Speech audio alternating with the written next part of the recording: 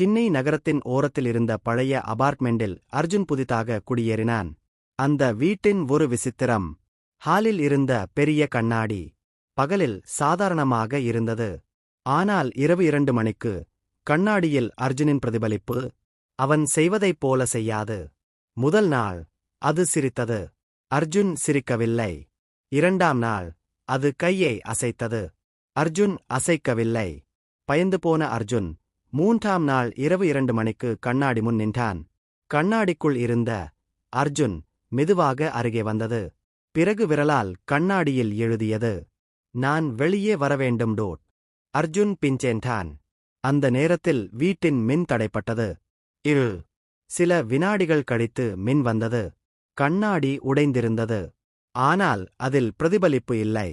அதிர்ச்சியடைந்த அர்ஜுன் மெதுவாக திரும்பி பார்த்தான். சோபாவில் ஒருவர் அமர்ந்திருந்தான். அவன் போலவே முகம். அவன் போலவே குரல். அவன் சிரித்துக்கொண்டு சொன்னான், "இப்போ நீ கண்ணாடிக்குள் போடோட்." அடுத்த நாள் காலை புதிய வீட்டுக்குள் ஒரு இளைஞன் குடியேறினான். ஹாலில் இருந்த பெரிய கண்ணாடியில் அர்ஜுன் உதவி கேட்டு கையை அடித்துக் கொண்டிருந்தான்.